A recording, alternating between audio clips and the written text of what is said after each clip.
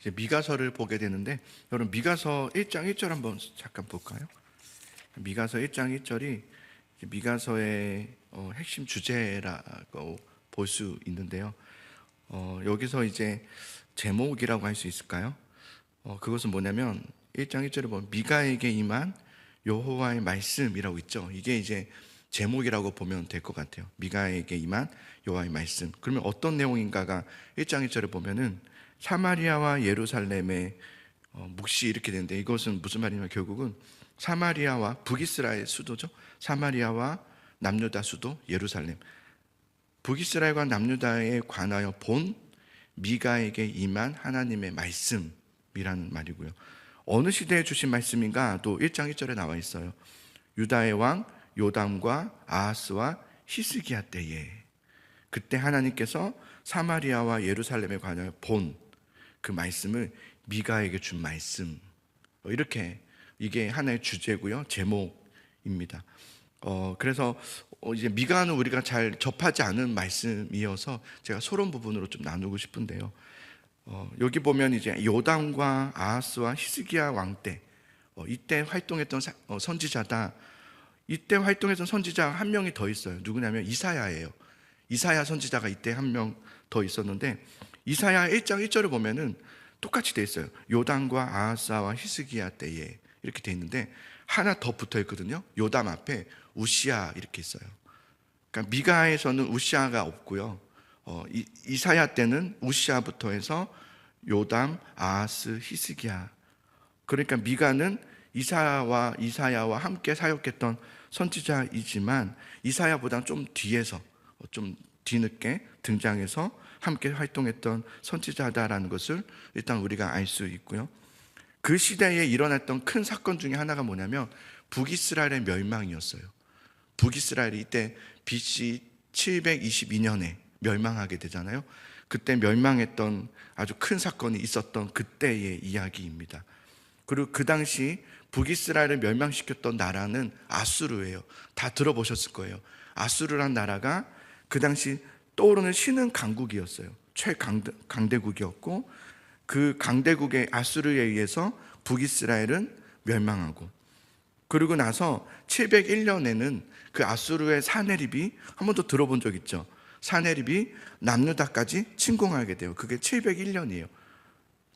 그때 있었던 그 남유다를 침공했던, 사네립이 침공했던 그때가 바로 왕이 히스기야 때였죠.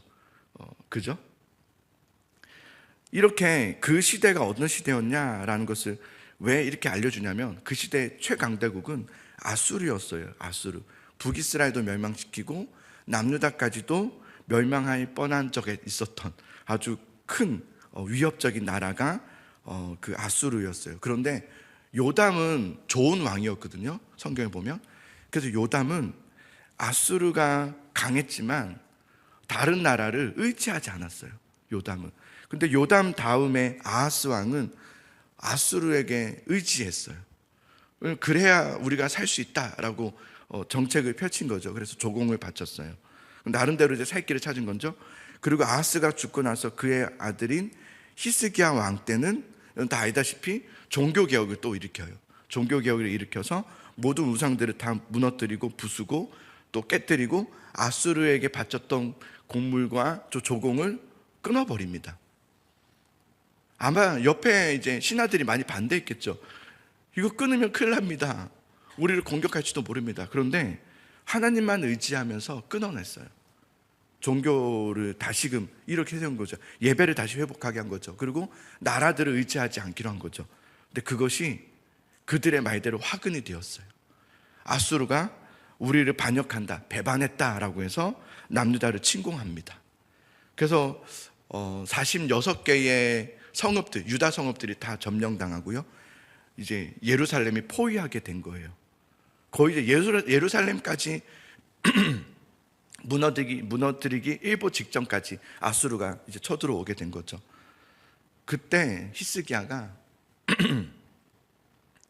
지금 급하잖아요. 이게 잘못하다가는 정말 나라가 무너질 수 있잖아요. 왜냐하면 북이스라엘의 멸망을 받잖아요. 그래서 아수르에게 조공을 바쳐요.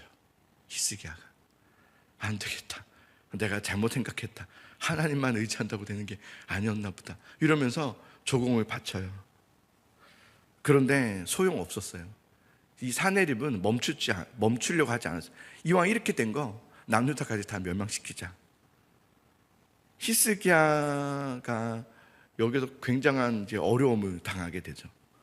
이제 사면초가에 놓이게 되는 거예요. 그때 또 아수르가 보낸 위협적인 편지까지 보게 되었어요. 너희는 이제 다 무너뜨릴 것이다. 한 사람도 남기지 없이 다 없앨 것이다. 이 편지를 받았을 때 히스기야는 너무 두려웠어요. 이게 경고의 이게 도전장 아니었습니까? 그래서 너무 무서워서 이 편지를 가지고 어디로 갑니까? 성전으로 나름대로 인간적인 방법을 했지만 그것도 통하지 않았거든요. 성전으로 가요. 가서 하나님 앞에 그 편지를 이렇게 펴놓고 울며 기도하기 시작해요. 죄송하다고, 주님 어떻게 해야 될지 모르겠다고, 하나님 도와달라고 기도하기 시작해요. 정말 하나님만 의존하겠다고 기도합니다. 하나님만이 우리를 건져줄 수 있는 유일한 분이라는 것을 내가 알지만 정말 그러지 못했다고. 내가 들어서 알았는데 이사야를 통해서도 들었고 또 이 미가를 통해서도 다 들었지만 내가 몰랐다고 막 기도해요. 위기를 모면하려고 했거든요. 이 위기를 빨리 모면하는 게 중요하니까. 근데 그것이 궁극적 해결이 되지 않았다는 것을 마지막까지 가서 이제 알게 된 거예요. 이렇게 하는 게 아니었는데, 아무리 이렇게 왔다 할지라도 하나님만 붙잡았어야 되는데 이 위기를 모면하려고 하다 보니까 내가 또 실수를 했습니다. 그래서 하나님 앞에 막 기도합니다. 하나님이 그 기도를, 그 히스기야의 그 마음을 알아주세요. 이때 이 기도가요 우리가 늘 생각하는 것처럼 어려움이 오면 막 나와서 기도하잖아요. 도와달라고, 하나님 도와달라고, 막 도와달라고, 하나님이 우리를 도와주셔야 된다고, 나 하나님 아니면 안 된다고 막 위기를 모면하려고 하는 기도는 아니었어요. 우리가 그럴 수 있어요. 이렇게 위기 모면적인 기도를 할 때가 있어요. 물론 우리가 위기가 오면 하나님께 도와달라고 기도하는 건 맞거든요. 근데 오늘은 우리가 미가를 통해서 좀 더 한 단계, 한 부분을 이야기를 미가는 계속 얘기해주고 있어요. 어쨌든 제가 나중에 나누겠지만 하나님이 그래서 히스기야의 그 진심 어린 그 기도를 들으세요. 이 히스기야는 진심 어린 기도를 했어요. 그래서 하나님께서 그때 아수르의 18만 5천 명을 치세요. 그래서 물러나게 하세요. 자, 이렇게 미가서는요 요담, 아하스, 히스기야 때 사역했던, 활동했던 선지자다. 누구의 위협 속에서? 아수르의 위협 속에. 사실은 이스라엘은 아수르만의 위협이 아니라 애굽, 바벨론, 주변 국가가 엄청 많았거든요. 그런 위협들 속에서 활동했던 선지자가 미가예요. 그런 불안정한 많은 나라들의 위협이 있는 이 재앙과 멸망의 그림자가 드리워지고 있는 이런 시대 속에서 하나님은 도대체 미가를 통해서 그 사마리아와 예루살렘을 향해서, 북이스라엘과 남유다를 향해서 무슨 말씀을 하시기를 원하셨을까? 우리는 그거를 들어볼 수 있어야 되겠죠. 그렇죠? 물론 이게 과거의 이야기지만 나중에 예레미야가요 훗날에 이 미가에 대한 이야기를 하거든요. 예레미야 26장에 보면 과거의 이야기지만 현재를 살아가고 있는 우리들에게 하고 싶은 말이 있는 거예요. 이게 분명히 하나님께서 오늘 우리들에게 주신 메시지가 있다. 과거에 그들은 무엇을 선택했고 어떻게 했는가, 그래서 어떻게 되었는가를 볼 수 있어야 되는 거죠. 그리고 오늘날 우리는 어떻게 살아야 하는가, 우리에게는 어떤 신앙을 요구하시는가, 참된 신앙이란 도대체 무엇인가를 가르쳐주는 것이죠. 미가가 여러분 이 당시에 이 정말 급변하는 시대였잖아요. 정세가 굉장히 좋지 않았던, 세계적인 정세가, 그럴 때 나라적으로도 굉장히 좋지 않았던 그런 상황 속에서 미가가 하나님 말씀을 막 선포한단 말이에요. 결국은 하나님께 돌아오라 이런 거예요. 하나님께 돌아오라. 근데 사람들이 그 말을 듣지 않아요. 알아 이렇게 얘기해요. 다 알아, 똑같은 얘기 그만해. 무시했어요. 귀담아 듣지 않았단 말이에요. 근데 아까 제가 말씀드렸지만 예레미야 26장에 가면은 시간이 훌쩍 지나고 예레미야 때 사람들이 이제 남유다가 이제 멸망하게 되잖아요. 그때야 생각해요. 그 옛날에 그 미가 선지자가 했던 말이 진짜였구나. 그는 정말 하나님께서 보내신 참 선지자였구나. 그때 그렇게 듣기 싫었던 그 말들이 정말 우리가 들었어야 되는 말이었구나 라는 것을 그들이 되새겨서 생각하고 말해요. 그게 예레미야 26장에 나와요. 어느 날 우리도 미가서를 이렇게 살펴볼 때 그냥 무슨 얘기야 하면서 이렇게 훑어볼 것이 아니라 우리에게도 이런 영적인 시각의 안목이 있어야 되는 것 같아요. 미가서를 보면서 과거 이야기지만 우리는 이제 이 미가서를 보면서 어리석음으로 반응하는 것이 아니라 하나님의 앞에 지혜로움으로 하나님이 지금 우리에게 무슨 말씀을 하고 계시는가를 들어보는 것이 중요한 지혜가 아닐까 싶어요. 그래서 1장의 이야기는 여러분 읽어보셨겠지만 아마 어려우셨을 거예요. 그죠? 저도 어렵더라고요.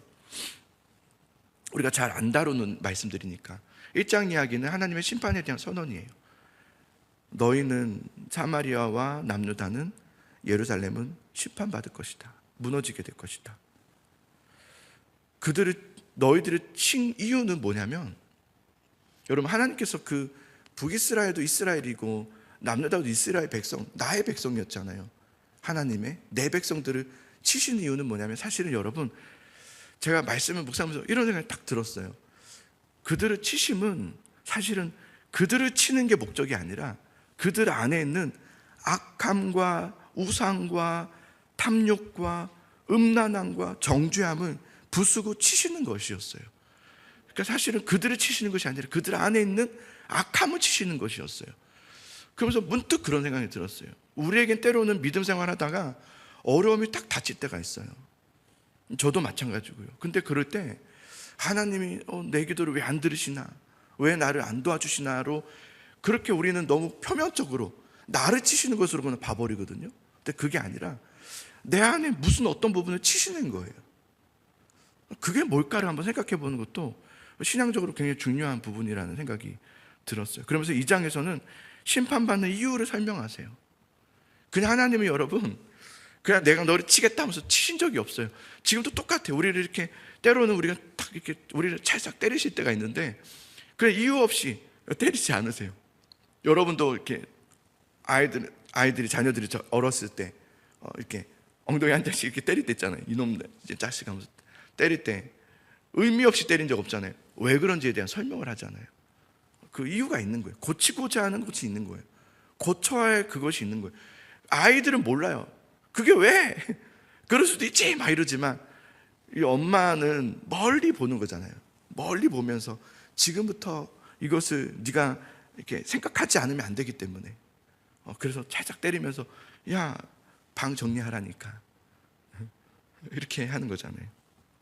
그렇게 심판받는 이유, 너희 안에 죄악이 있기 때문이다. 그러면서 3장으로 넘어가서는 지도자들의 타락에 대한 이야기를 하거든요. 그래서 그들은 하나님이 맡기신 본분을 다하지 않았다 이렇게 얘기해요. 자기 배만 채우는 데만 급급한, 그러니까 이 지도자들은 여러분 나라의 지도자들이기도 하지만 선지자들도 나와요. 하나님의 말씀을 섬기고 전해야 되는 자들도 어땠냐, 자기 배만 채우기로 급급했다는 말이 뭐냐면 신앙생활은 열심히 했는데요, 그 열심의 목적이 이익을 위한 것이었다는 거예요. 내 이익을 위한 목적이 있는 종교생활이었다는 거예요. 내가 잘 되기 위한. 그래서 내가 이렇게 기도했으니 이렇게 주셔야 된다고 생각하는 그런 믿음 생활을 했다는 거예요. 종교 지도자들마저도 이익을 위해서. 그래서 말씀 5절을 보면 이런 말이 있어요. 선지자들은 입에 무엇을 채워주면 막 평강을 얘기했다가 입에 안 채워주잖아요. 그럼 서운해해가지고 막 전쟁을 선포하고 막 그랬다는 거예요. 이익을 위해서 종교 생활한 거예요. 이익을 위해서. 내가 예배하는 것도, 내가 기도하는 것도 다 이익을 위해서인 거예요. 내가 그렇게 기도했는데 안 해주셨다? 그러면 막 억울하고 서운한 거예요. 하나님 내 기도를 안 들어주신다면서. 그것이 뭐냐면 이익을 위한 종교 생활이었던 거예요. 하나님은 그들을 향해서 뭐라고 하냐면 내 백성을 유혹하는 선지자라고 책망하세요. 내 백성을 유혹하는 선지자. 그들의 악함으로 인해서 마지막 오늘 말씀이죠. 시온은 갈아엎는 밭이 될 것이고 예루살렘은 무더기가 될 것이고 성전에 사는 숯불의 높은 산이 될 것이다 라고 심판을 선언하세요. 그런데 더 웃긴 건 11절을 보시면 이런 심판의 멸망의 선언에도 불구하고 사람들은 뭐라고 얘기하냐면 이렇게 얘기해요. 우리 중에 여호와께서 계시지 않더냐? 우리 그때 은혜 주셨는데 이번 주 예배 때 은혜 받았는데 이렇게 얘기하는 거예요. 우리 예배 때 은혜 주시던데 그때 여러분 예배 때 은혜 받을 때 있잖아요. 그러면 우리가 착각하는 게 뭐냐면 내가 지금 잘하고 있다고 생각하게 되거든요. 내가 좀 잘하고 있나 보다. 그러니까 은혜 주시네. 내가 은혜로워 이렇게 생각한단 말이에요. 우리는. 그래서 그들이 그랬어요. 우리 중에 여호와께서 계시지 않더냐 11절에. 그 재앙이 우리에게 임하지 아니하리라. 하나님이 나에게 이렇게 은혜 주시는데 내가 재앙에 임하지 않을 거야. 그들은 하나님을 착각하고 있었어요. 자신은 하나님을 의지하고 있다고 착각하고 있었던 거예요. 그들의 신앙의 목적은 이익이었기 때문에. 이익이 목적이 된 종교 생활들은 착각합니다.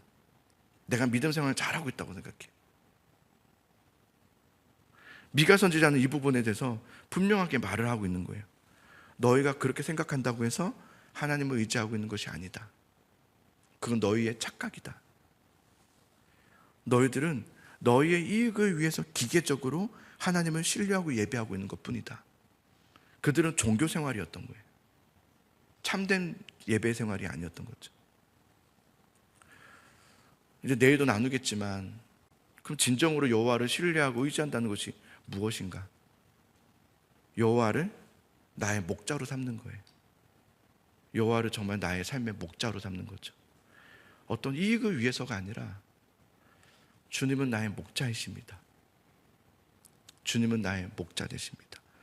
정말 자신의 삶에 하나님을 목자로 삼는 그 삶이 복된 삶이고요. 그가 하나님을 진정으로 믿고 신뢰하는 삶이죠. 그래서 다윗도 그렇게 고백했죠. 여호와는 나의 목자시니 내게 부족함이 없으리로다. 그 아무리 어려운 상황과 역경에 놓이게 될 때라도 우리가 고백해야 될 것은 뭐냐면 어떻게 하면 하나님께서 내 기도를 들으셔서 이 문제를 해결하실까가 아니에요. 여러분 자꾸 그렇게 기도하시면 기도할 수도 있죠. 급하니까. 근데 그건 자꾸 불 끄는 기도인 거예요. 불만 끄는.